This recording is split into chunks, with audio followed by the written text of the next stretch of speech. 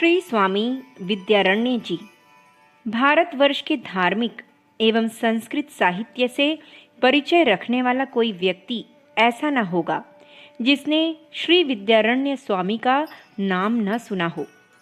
वे विद्या के भंडार, सरस्वती के वरदपुत्र, महान तपस्वी और अद्भुत प्रतिभावान थे। संस्कृत वाङ्मय में इतनी अधिक एवं उनकी इतनी उच्च कोटि की कृतियां हैं कि उन्हें इस युग के व्यास कहा जाता है। उनकी प्रतिभा का इतना विकास गायत्री उपासना द्वारा ही हुआ था। श्री स्वामी विद्यारण्य जी दक्षिण भारत के एक संभ्रांत ब्राह्मण परिवार में उत्पन्न हुए थे। इस परिवार में सभी बालक बड़े बुद्धिमान और कर्तृत्वशाली हुए हैं। स्वामी जी ने बाल्यकाल विद्याध्ययन में व्यतीत करके ज्यों ही युवावस्था में प्रवेश किया, त्यों ही उन्होंने गायत्री महामंत्र के द्वारा तपस्या आरंभ कर दी और यह तपस्या पूरे 24 पुरस्चरणों तक चलती रही।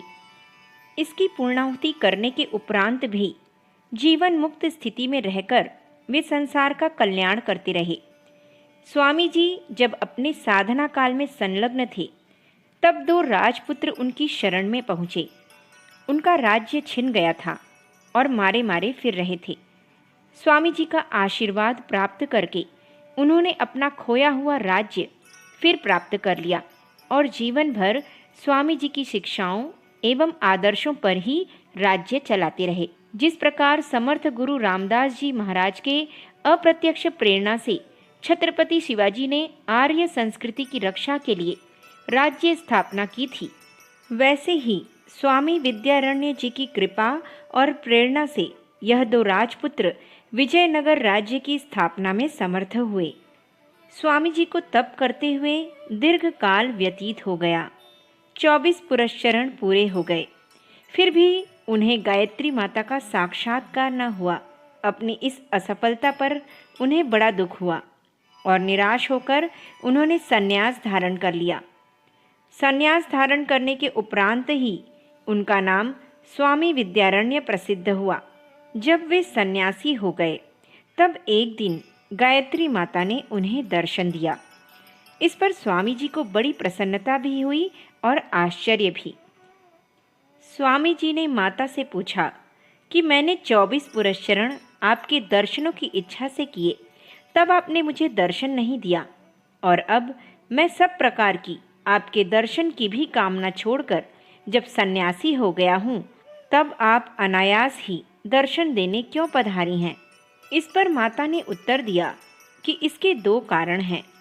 एक तो यह कि जब तक पूर्व जन्मों के सब पाप नष्ट न हो जाएं, तब तक साधक के वे दिव्य नेत्र नहीं खुलते जिनमें मेरा साक्षात्कार होता है। तुम्हारे 24 पुरस्चरणों से पूर्व जन्मों के 24 महापातक नष्ट हुए हैं और अब तुम इस योग्य हुए हो कि मेरे दर्शन प्राप्त कर सको। दूसरा कारण यह है कि जब तक साधक के मन में कामनाएं भरी रहती हैं, तब तक वह मुझसे सच्चा प्रेम नहीं कर सकता। कामना से और इष्ट देव से साथ साथ प्यार करते रहना संभव नहीं है। अधूरे प्रेम से मैं प्रसन्न नहीं होती। तुम्हारे मन में मेरे दर्शन की कामना थी, यद्यपि वह इच्छा सतोगुणी थी, फिर भी थी तो कामना ही।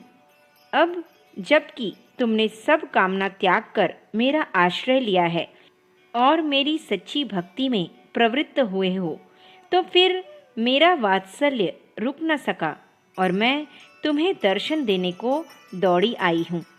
माता की यह वचन सुनकर स्वामी विद्यारण्य जी के आनंद की सीमा न रही और वे आनंद सागर में मग्न होकर प्रेमाश्रुओं से माता के चरण धोने लगे।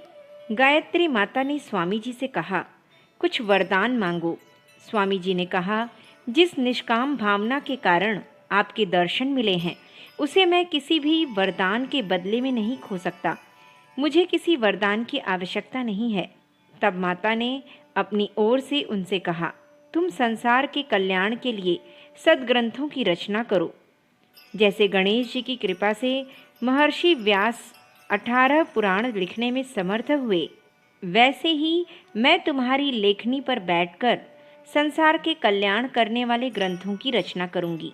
स्वामी जी ने माता का आदेश शिरोधार्य किया और वे सद्ग्रंथों की रचना में लग गए। स्वामी विद्यारण्य जी की प्रसिद्ध रचनाएं यह हैं: पहला ऋग्वेद भाष्य, दूसरा यजुर्वेद भाष्य, तीसरा सामवेद भाष्य, चौथा अथर्ववेद भाष्य, पांचवा चारों वेदों के शतपथ, ऐतरेय, तैत्तिरीय, तारण्य आदि ब्राह्मण ग्रंथों के भाष्य, छठवां दशोपनिषद दीपिका, सातवां जैमिनीय न्यायमाला विस्तर, आठवां अनुभूति प्रकाश, नौवां ब्रह्मगीता, 10वां सर्वदर्शन संग्रह, 11वां माधवीय धातु वृत्ति, 12वां शंकर दिग्विजय, 13वां काल निर्माण, 14वां श्री विद्या महार्णव तंत्र, 15वां पंचदशी आदि आदि। इसके अतिरिक्त भी उनके अनेक ग्रंथ हैं, जिनमें से कई तो उपलब्ध भी नहीं होते। उनकी अगाध विद्या और महान आध्यात्मिक अनुभूति में गायत्री माता की कृपा का प्रत्यक्ष प्रकाश परिलक्षित होता है।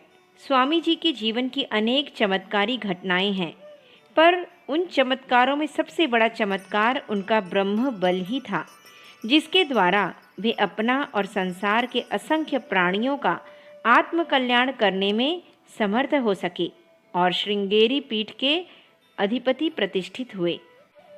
अखंड ज्योति, जुलाई सन 1952, पृष्ठ संख्या 22-23। हमारे YouTube चैनल विचार क्रांति दूत अखंड ज्योति पत्रिका को सब्सक्राइब करें एवं अगली वीडियोस प्राप्त करने के लिए बेल आइकन दबाएं। धन्यवाद।